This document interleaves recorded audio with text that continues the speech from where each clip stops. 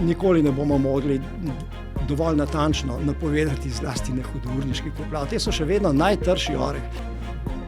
To pomanjkanje vode je včasih celo bolj zaskrbljujoče, ker to pa še ne pomeni, da se potem ne morejo zgoditi tudi hudourniške poplave. Te se vedno lahko zgodijo, tudi če je zelo malo vode, lahko pride do hudourniških poplav ob intenzivnih nevidah. V bodoče bo vodilo prilagoditve to, da vodi moramo dati prostor, da se ta razlije s čim manj posledicami. Vladni podcast GoSee. Pozdravljeni in dobrodošli v novi epizodi vladnega podcasta GoSee, ki ga za vas pripravljamo na Uradu Vlade za komuniciranje. Z vami sem Petra Prešeren Golob.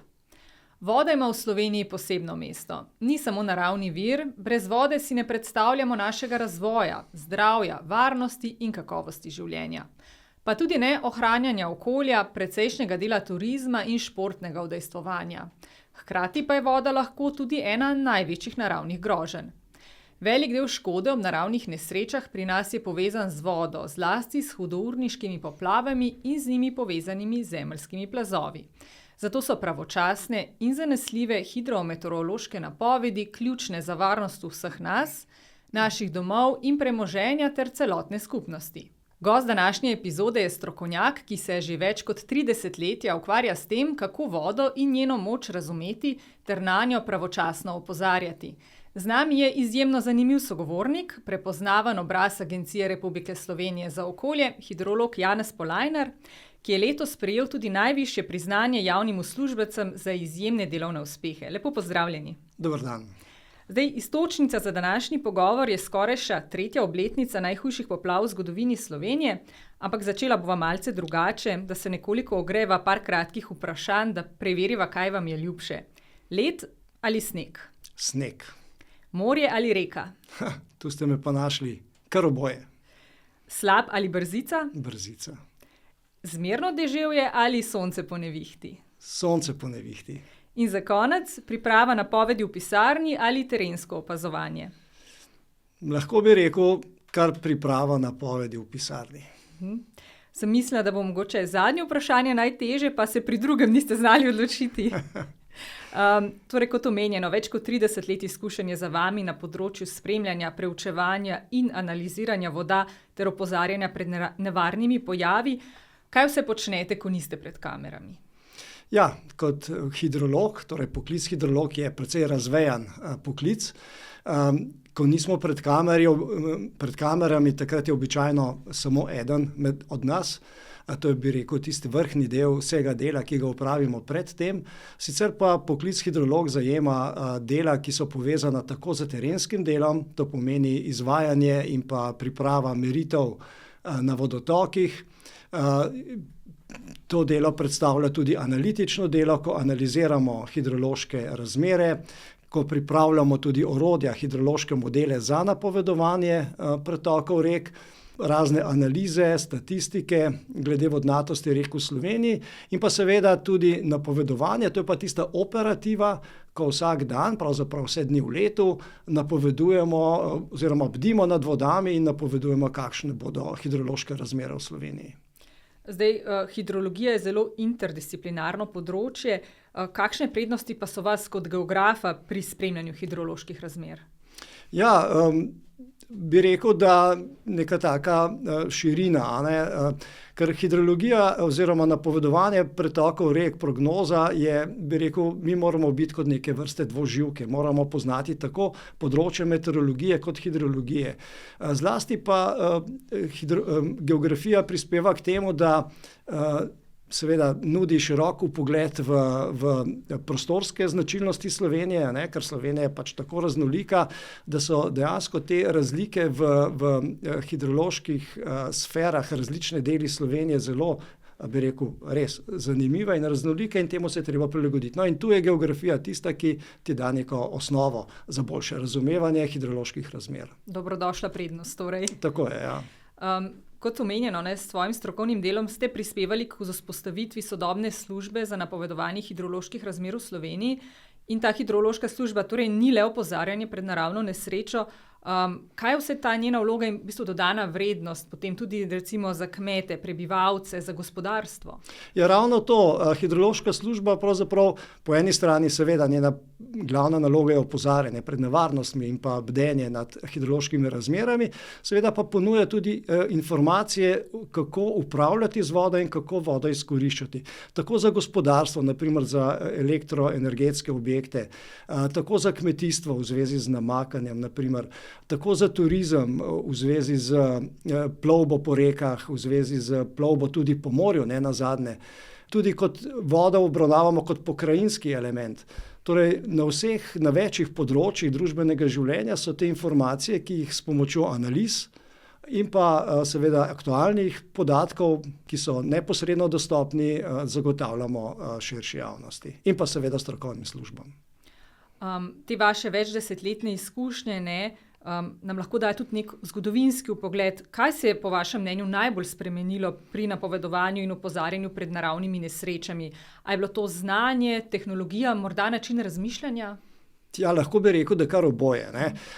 V zadnjih 20 letih je tehnologija na tem področju res izredno napredovala. Pričeli smo uporabljati najsodobnejše prognostične sisteme, modele, povezujemo se z različnimi sorodnimi službami po Evropi in to nekako krepi to skupnost napovedovanja tako na področju meteorologije kot hidrologije. Po drugi strani pa tudi nekakšno zavedanje družbe, da se dejansko smo v območju oziroma v času, ko se te podnebne spremembe vse bolj kažejo, ne. In ravno ta, bi rekel, zavedanje družbe, da moramo spremeniti tudi način razmišljanja o sobivanju z vodo, se kaže v tem, da je pravzaprav ta razvoj, ki nam ga je prinesla tehnologija in pa način razmišljanja, so nas, lahko bi rekel, pripeljali na neko višjo raven, kot pred desetletji. Veliko se v teh časih govori tudi o uporabi umetne inteligence. Se tudi ta že uporablja pri napovedovanju, modeliranju in podobno? Ja, tudi pri nas že uporabljamo tehnike napovedovanja s pomočjo umetne inteligence, vendar so te tehnike zaenkrat pri nas še na poskusni dobi. To pomeni, da jih uporabljamo kot vzporedno orodje in jih preverjamo, tako rekoč. Začeli pa smo uporabljati metode umetne inteligence pri napovedovanju dinamike morja, to pomeni pri napovedovanju plimovanja morja in seveda s tem opozarjanja pred poplavami morja. V zadnjem času pa uporabljamo umetno inteligenco tudi pri napovedovanju pretokov rek. No, in kot rečeno, še vedno nekako bdimo nad tem, da kontroliramo rezultate in jih primerjamo z tistimi klasičnimi fizikalnimi modeli. In so zanesljivi? Ja, v nekaterih situacijah da, v nekaterih pa ne. Torej, umetna inteligenca ni vsemogoča, ne. Rabi nekaj časa, da se priuči vsem situacijam in je še vedno, kot rečeno, v testni fazi. Kot sem omenila, hude poplave pred 3 leti so izhodišče za najin današnji pogovor. In takrat smo v bistvu na našem območju izkusili, kako pomembno je to pravočasno opozarjanje pred naravno nesrečo. Če še enkrat podoživite tiste dni, kaj vam je morda najbolj ostalo v spominu? Kaj vas je morda presenetilo, kaj bi lahko potekalo drugače? Ja, to poletje leta 2023 je bilo posebno, ne. Niso bile samo poplave, ki so se zgodile tisto noč, ampak celotno dogajanje se je začelo že v juliju. Namreč v mesec julij je bil izredno namočen. Spomnim se nevihtnih situacij že v sredini junija, pa potem proti koncu junija, ko so te nevihte pravzaprav se začele ustvarjati na drugem delu Evrope, torej v Franciji, v Švici, ena med njimi tudi na Korziki. In te nevihte so potem, mi smo jih spremljali, zjutraj smo jih zaznali, recimo eno nevihto, ki se je vzpostavila na jugu Korzike in potem smo jih sledili 8 ur in čez 8 ur je bila pri nas. In ravno ta nevihta je takrat, mislim, da 1. avgusta prinesla tornado v Ilirski Bistrici. No, in te nevihte so se pojavile take močne nevihte z nalivi, pojavljale več dni v juliju. Namreč takrat je bila vremenska situacija takšna, da je bilo sredozemsko območje z morjem močno pregreto. Voda v Tržaškem zalivu je imela okrog 30 stopinj. Severno od Alp pa je dolgo časa vztrajal hladen zrak in to je bila na Alpah taka močna ločnica med pregretim ozračjem in pa hladnim ozračjem. In zato so se na tem območju pogosto pojavljale močne padavine, ki so se z višinskimi vetrovi selile proti Sloveniji in v Sloveniji potem odlagale te padavine. No, in takrat se je pravzaprav, lahko bi rekli, združilo poletje in jesen, torej poletni tip vremena z jesenskimi padavinami in pa seveda z jesenskim odtokom. Namreč v tistem času pred poplavami so bile struge slovenskih rek praktično polne, tako kot sredi jeseni ali pa sredi jeseni, ne.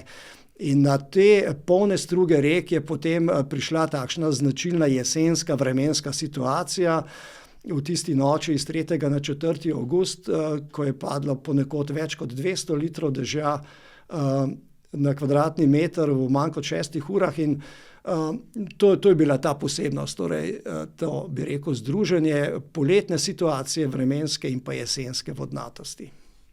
Vas je kaj, bom rekla, takrat posebej presenetilo, vam je posebej ostalo v spominu?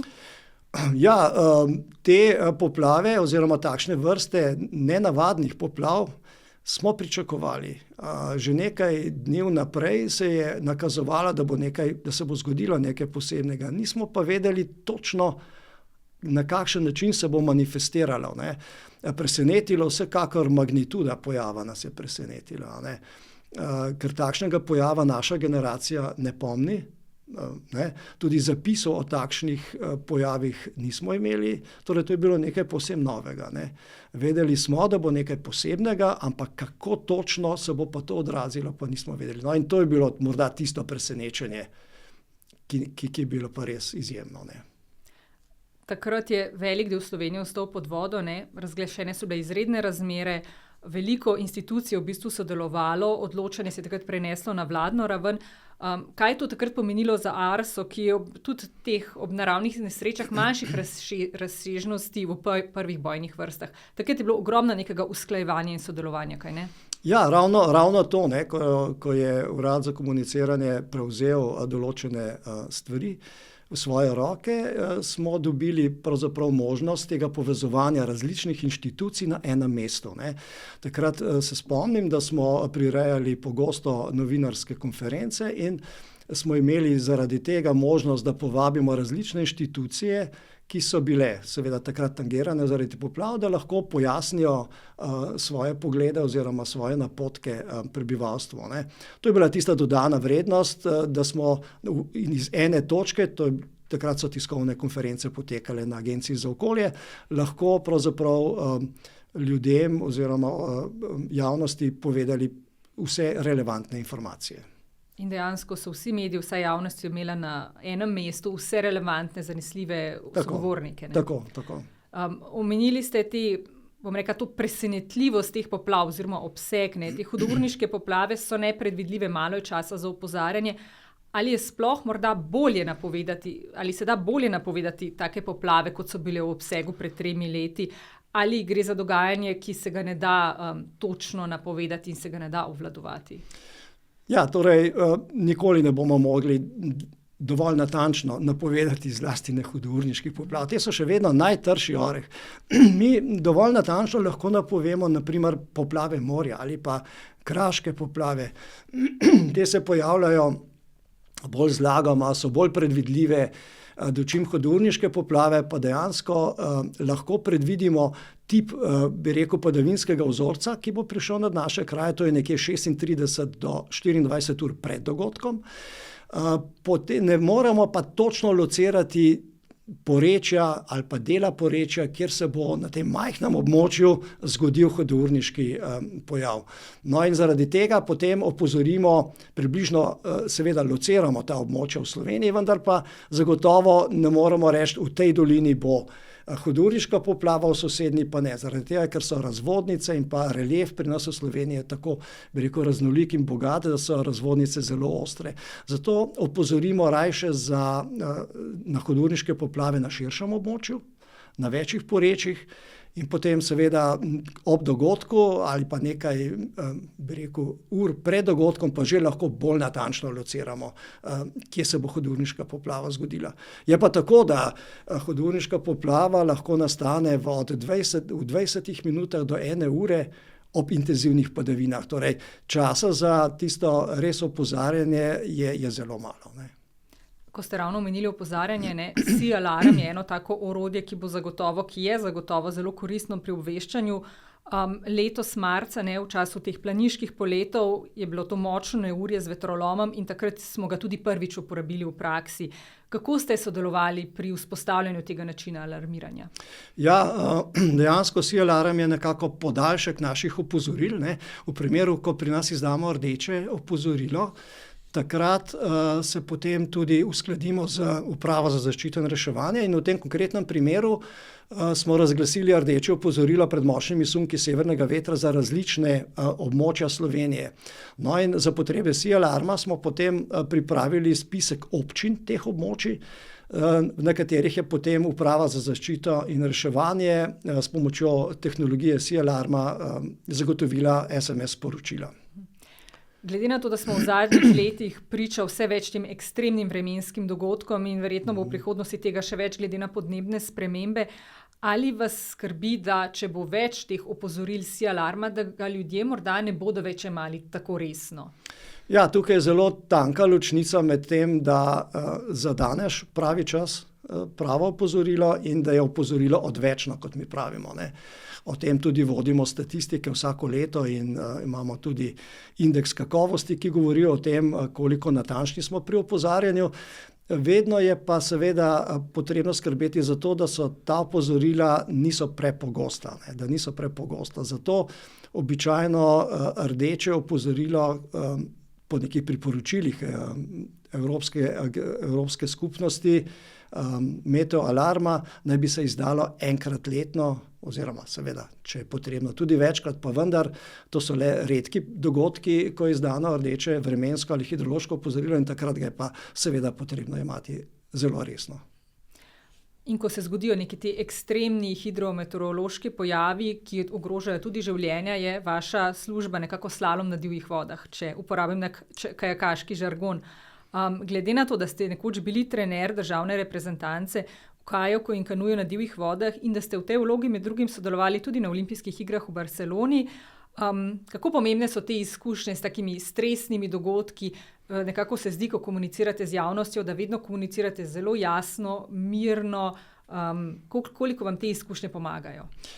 Ja, moram reči, da kar precej, namreč v vrhunskem športu velja, da je višek informacij neproduktiven, torej informacije, ki se od trenerja do tekmovalca prihajajo, morajo biti kratke, jasne in povedne, ne.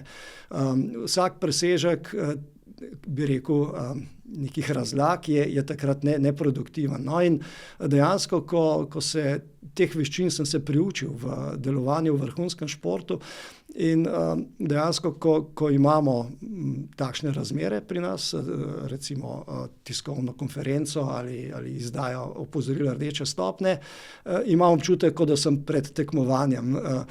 Bi rekel, da način razmišljanja je podoben, to pomeni, da se osredotočiš na tisto res pomembno, kar imaš za povedati, da odmisliš ta, bi rekel, sivi šum vpliva okolice in seveda, da se zaveš, da v tistem trenutku boš pripravil takšen odgovor, ki je v tem trenutku najbolj mogoč.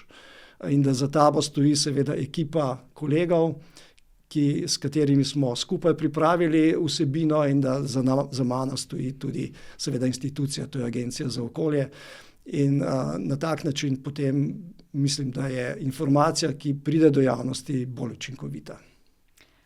Pisarno si delite še z enim zelo prepoznavnim medijskim obrazom, z Branetom Gregorčičem. Oba poznamo, ker prinašata novice o vremenu, ki pa niso nujno vedno dobre novice, tako kot ste omenili, velikokrat so krizne situacije.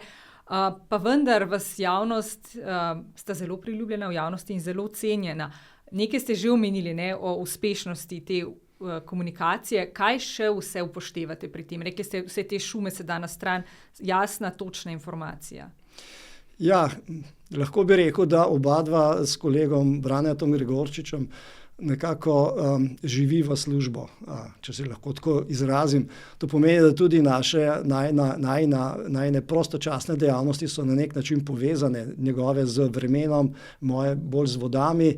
In to je nek preplet, bi rekel, zasebnega in pa poslovnega življenja, tako da na nek način oba živiva s to tematiko, tudi ko nismo v službi. In morda je to tudi eden od razlogov, da nama kar gre.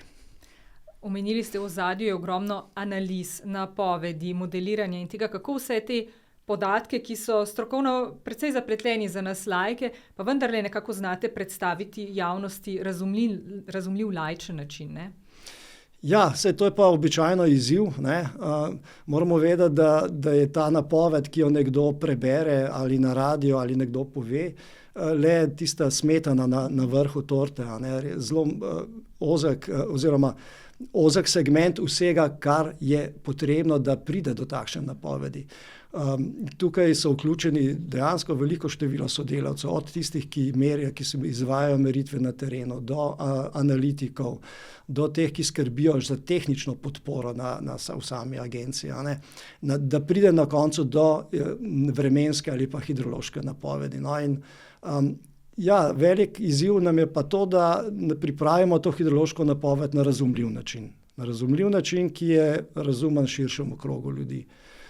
Seveda pripravljamo tudi napovedi ali pa opozorila za strokovne službe, ki so bolj specifične, vendar pa za splošno uporabo pa stremimo k temu, da je kar se da poljuden tekst. In to je precejšnja umetnost, ne?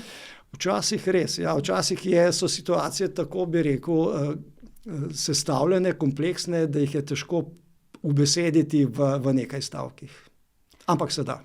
Večkrat ste ponovili, ne, da ravno zaradi teh vremenskih sprememb, da bo tudi zaradi nekega globalnega segrevanja in vpliva na vodni krog tudi v Sloveniji ekstremnih pojavov vse več.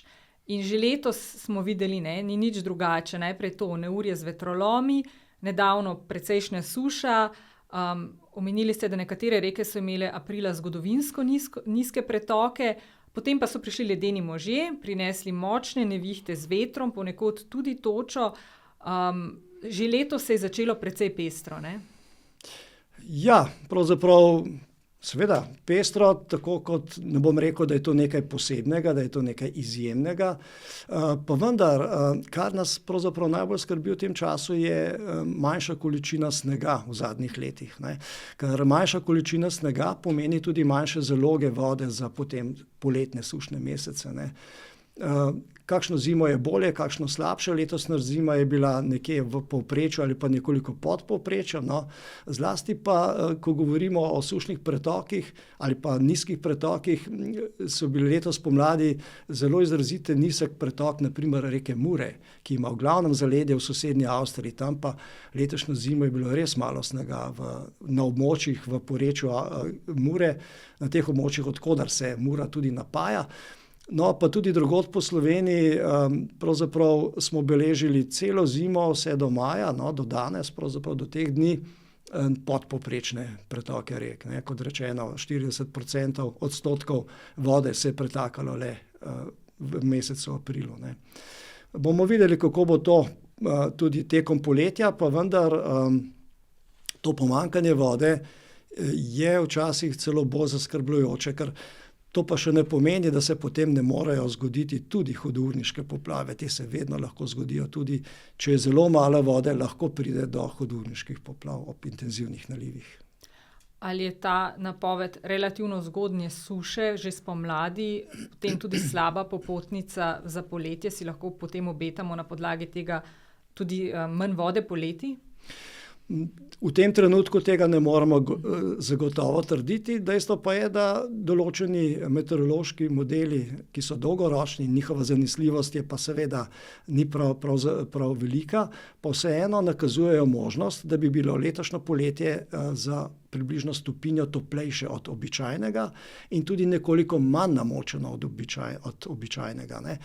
To pomeni, da so neki indici, da bi lahko bili soočeni z vročinskimi valovi, manj padavinami, glede na to, da pa nismo zelo bogato založeni z vodo v tem času, obstaja tudi možnost, da se bomo soočili s poletnimi sušnimi razmerami.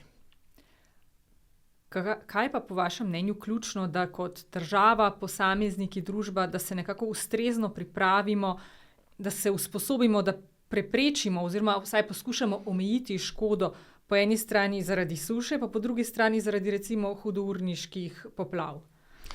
Ja, vsekakor imam občutek, da se v zadnjih letih to, bi rekel, ta miselnost o tem, da se moramo kot družba prilagoditi novi realnosti, v smislu posledic klimatskih sprememb na vodni krog v Sloveniji, precej razširila.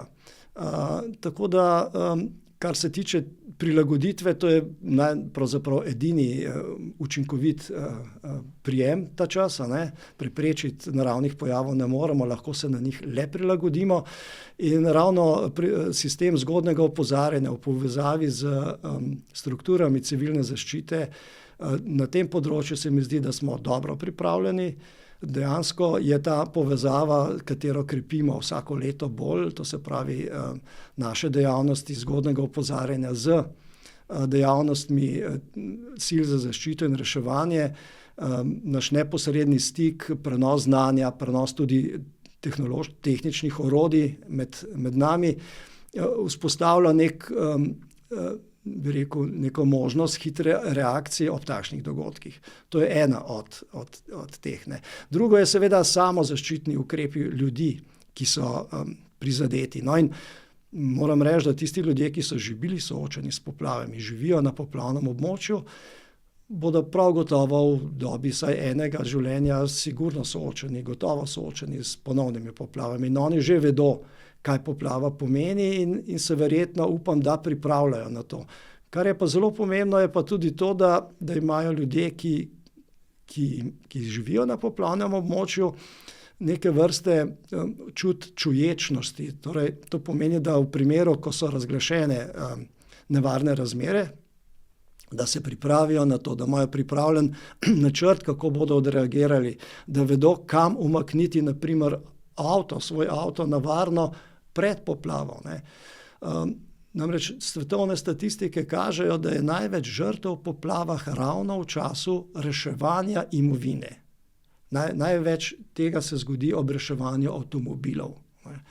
To pomeni, da se na tak način ljudje seveda prilagodimo. Drugo pa so seveda politike. Politike v smislu urejanja po veri rek.